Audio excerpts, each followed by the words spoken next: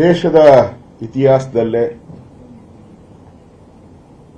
ಮಹಿಳೆಯರಿಗೆ ಅವರ ಹಕ್ಕನ್ನ ಸಂವಿಧಾನದತ್ತವಾಗಿ ಕೊಡುವಂತ ಒಂದು ತೀರ್ಮಾನವನ್ನ ಮಾಡಿದಂತ ನರೇಂದ್ರ ಮೋದಿಯವರು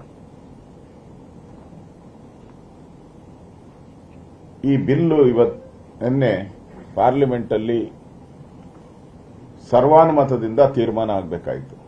ಸರ್ವಾನುಮತ ಆಗಬೇಕಾಯಿತು. ಎಲ್ಲರೂ ಈ ಬಿಲ್ಗೆ ಒಮ್ಮತದ ಒಂದು ಮುದ್ರೆಯನ್ನ ಹಾಕಬೇಕಾಯಿತು.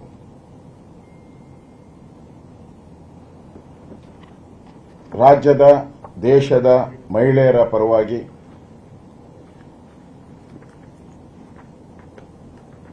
ಇವತ್ತು ಕಾಂಗ್ರೆಸ್ ಸರ್ಕಾರ ಮಾಡಿರ್ತಕ್ಕಂಥ ಅನ್ಯಾಯದ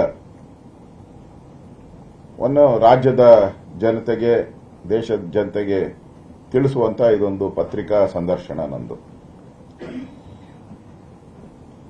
ಇದು ಮಹಿಳಾ ಸಬಲೀಕರಣ ಬಿಲ್ ವಿಫಲ ಆಗಿದ್ದು ಒಂದು ಸಾಮಾನ್ಯ ಘಟನೆ ಅಲ್ಲ, ಸಾಮಾನ್ಯ ವಿಚಾರನೂ ಕೂಡ ಅಲ್ಲ.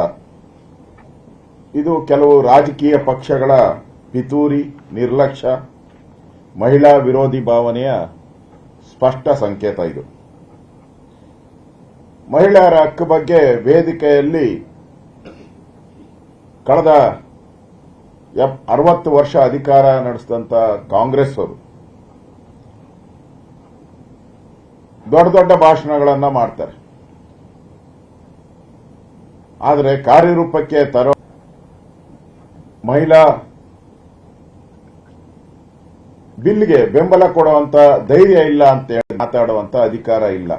ನನಗನ್ಸ್ತತೆ ಕಾಂಗ್ರೆಸ್ಸಿನ ಮಹಿಳಾ ಮೋರ್ಚಾವನ್ನ ಕೂಡಲೇ ರದ್ದು ಮಾಡಿಬಿಡಿ. ನೀವು ಯಾಕೆ ಇಟ್ಕೊಂಡಿದ್ದೀರಾ? ಆ ಮಹಿಳಾ ಅವರು ಮೋರ್ಚಾ ಅಂತಾರೋ ಏನಂತಾರೋ ಘಟಕ ಮಹಿಳಾ ಕಾಂಗ್ರೆಸ್ ಘಟಕವನ್ನ ರದ್ದು ಮಾಡಿಬಿಡಿ. ಇನ್ನೇನ್ಕೆ ಅವರು ಪಾಪ ಅವರಿಗೆ ಬಹಳ ಆತುರತೆಯಿಂದ ಕನಸುಗಳು, 100 ಕನಸುಗಳನ್ನ ಕಟ್ಕೊಂಡಿದ್ರು ಅವರೆಲ್ಲ. ಏನೋ ಬಿಲ್ ಬರ್ತತೆ, ಪಾಸ್ ಆಗೋಗ್ತತೆ, ನಾವೆಲ್ಲ ಪಾರ್ಲಿಮೆಂಟ್ಗೆ ಹೊರಟೋಗ್ತೀರಿ, ನಾವೆಲ್ಲ ವಿಧಾನಸಭೆಗೆ ಹೊರಟೋಗ್ತೀರಿ, ನಮಗೂ ನಮ್ಮ ಹಕ್ಕು ಸಿಕ್ಕಿದೆ, ಇನ್ನು ಮುಂದೆ ನಾವು ಕೂಡ ಮಹಿಳೆಯರು ಈ ದೇಶದಲ್ಲಿ ಸಮಾನವಾದಂತ ಸ್ವಾತಂತ್ರ್ಯ ನಮಗೂ ಸಿಕ್ಕಿದೆ ಅನ್ನೋ ಭಾವನೆಯನ್ನ ಕನಸುಗಳ 100 ಕನಸುಗಳನ್ನ ಕಂಡಿದ್ರು. ಆ ಕನಸುಗಳು ಇವತ್ತು ನುಚ್ಚು ನೂರಾಗಿದೆ. ಅವರ ಶಾಪ ಇವತ್ತು ಇದು ಕೇವಲ ಮಸೂದೆ ವಿಫಲತೆ ಅಲ್ಲ, ಇದು ಕೋಟ್ಯಾಂತರ ಮಹಿಳೆಯರ ಕನಸುಗಳ ಮೇಲೆ ಹೊಡೆತ. ಇದು ಮಹಿಳೆಯರ ಹಕ್ಕನ್ನ ನಿರ್ಲಕ್ಷ್ಯ ಮಾಡುವ ಸರ್ಕಾರವನ್ನ ಎಂದೂ ಕೂಡ ಜನ ಕ್ಷಮಿಸೋದಿಲ್ಲ. ನಾನು ಕೇಳ್ತೀನಿ ಕಾಂಗ್ರೆಸ್ ಅವನೇ, ಇನ್ನೆಷ್ಟು ಕಾಲ, ಇನ್ನೆಷ್ಟು ವರ್ಷಗಳು, ಇನ್ನೆಷ್ಟು ದಿನಗಳು ಮಹಿಳೆಯರನ್ನ ಕೇವಲ ಮತದಾರನಾಗಿ ಬಳಸುತ್ತೀರಾ ಕಾಂಗ್ರೆಸ್ಸಿಗರೇ? ಇನ್ನೆಷ್ಟು ವರ್ಷ ಒನ್ಲಿ ಮತದಾರರಾಗಿ ನೀವು ಬಳಸ್ತೀರಾ? ಮಹಿಳೆಯರನ್ನ ಹಕ್ಕನ್ನ ತೆಗಳನ್ನ ಜನ ಯಾವತ್ತೂ ಕೂಡ ಕ್ಷಮಿಸುವುದಿಲ್ಲ. ನೀವು ಮಹಿಳೆಯರನ್ನ ದುರ್ಬಲರು ಎಂದು 60 ವರ್ಷ ಈ ದೇಶದಲ್ಲಿ ರಾಜ್ಯಭಾರ ಮಾಡಿದ್ರಲ್ಲ, ನೆಹರು, ಇಂದಿರಾ ಗಾಂಧಿ, ನಿಮಗೆ 60 ದಶಕ ರಾಜ್ಯಭಾರ ಮಾಡಿದಿರಲ್ಲ, ಅವಾಗ ಮಹಿಳಾ ಮೀಸಲಾತಿ ಬಗ್ಗೆ ನಿಮಗೆ ಗಮನನೇ ಇಲ್ಲ. ನರೇಂದ್ರ ಮೋದಿಯವರು ಈ ಶಾಸನವನ್ನ ತಂದಾಗ ಅದಕ್ಕೆ ವಿರೋಧ ಮಾಡುವಂತ ಹೀನ ಕಾರ್ಯವನ್ನ ನೀವು ಮಾಡಿದಿರ. ಇದು ಕೇವಲ ಒಂದು ಬಿಲ್ ವಿರೋಧ ಅಲ್ಲ, ಇದು ಕೇವಲ ಒಂದು ಬಿಲ್ಲಿನ ವಿರೋಧ ಅಲ್ಲ, ಇದು ಕಾಂಗ್ರೆಸ್ ರಕ್ತದಲ್ಲೇ ಇರುವಂತ ಮಹಿಳಾ ವಿರೋಧಿ ನೀತಿ. ಇದು ಕಾಂಗ್ರೆಸ್ ರಕ್ತದಲ್ಲೇ ಇದೆ ಮಹಿಳಾ ವಿರೋಧಿ ನೀತಿ. ಇವತ್ತು ಮೋದಿ ನಾಯಕತ್ವದಲ್ಲಿ ನಾರಿ ಶಕ್ತಿ ಜಾಗೃತ ಆಗಿದೆ. ಮಹಿಳೆಯರ ಶಕ್ತಿಯನ್ನ ಅವಮಾನಿಸಿದ ನಿಮ್ಮನ್ನ ಇತಿಹಾಸ ಎಂದೂ ಕೂಡ ಕ್ಷಮಿಸುವುದಿಲ್ಲ. ಕಾಂಗ್ರೆಸ್ ಮಾಡಿದ ದ್ರೋಹಕ್ಕೆ ಅಂತ್ಯ ಆಡೋ ಕಾಲ ಈಗ ನಿರ್ಮಾಣ ಆಗ್ತಾ ಇದೆ ಅಂತ ಅನಿಸುತ್ತೆ. ಸ್ನೇಹಿತರೆ, ಕಾಂಗ್ರೆಸ್ ಅವರು ಏನ್ ತಿಳ್ಕೊಂಡಿದ್ದಾರೆ ಅಂದ್ರೆ ಮಹಿಳೆಯರಿಗೇನು 2,000 ರೂಪಾಯಿ ಕೊಟ್ಬಿಟ್ರೆ ಸಾಕು, ಮಹಿಳೆಯರಿಗೇನು ಫ್ರೀ ಬಸ್ ಪಾಸ್ ಕೊಟ್ಬಿಟ್ರೆ ಸಾಕು, ಅವ್ರ ಮನೆಯಲ್ಲೇ ಇದ್ದು ಬಿಡ್ತಾರೆ, ಅವ್ರು ಹೊರಗಡೆ ಬೆರದ್ ಬೇಡ, 2,000 ರೂಪಾಯಿ ತಗೊಂಡು ಅಡಿಗೆ ಮಾಡ್ಕೊಂಡು ಮನೆಗಿರ್ಲಿ, ಬಸ್ಸಲ್ಲಿ ದೇವಸ್ಥಾನಗಳಿಗೆ ಹೋಗಿ ಮನೆಯಲ್ಲಿ ಇದ್ಕೊಂಡ್ಲಿ, ಅವ್ರಿಗೆ ರಾಜಕೀಯ ಪ್ರಾತಿನಿಧ್ಯ ಸಿಗಬಾರದು. ಅವರು ಈ ಒಂದು ಪ್ರಜಾಪ್ರಭುತ್ವದಲ್ಲಿ 50% ಇರುವಂತ ಮಹಿಳೆಯರು ಪಾರ್ಲಿಮೆಂಟ್ಗೆ ವಿಧಾನಸಭೆಗೆ ಹೋಗೋದಕ್ಕೆ ಬೇಡ, ಅವ್ರಿಗೆ 2,000 ರೂಪಾಯಿಗೆ ನಾವು ಸ್ಥೀಮಿತ ಮಾಡೋಣ.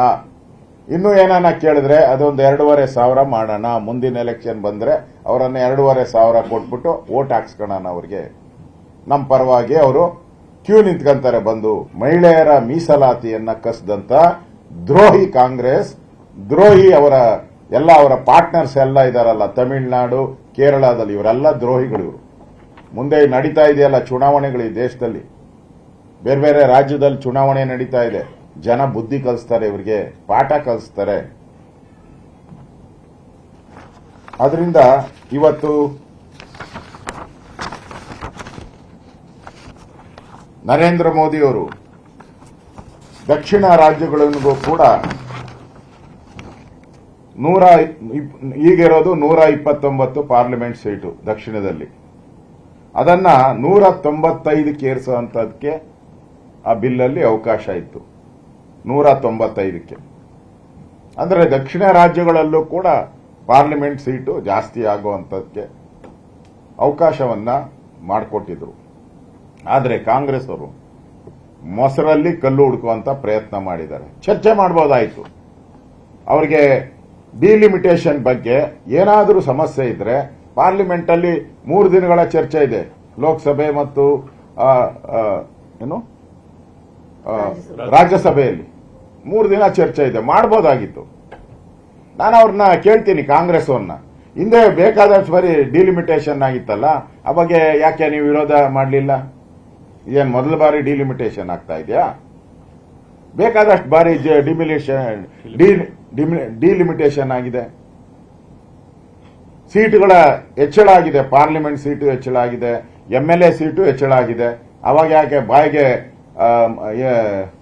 ಬಟ್ಟೆ ತುರ್ಕೊಂಡಿದ್ದೀರಾ ನೀವೆಲ್ಲ ಬಾಯಿಗೆ?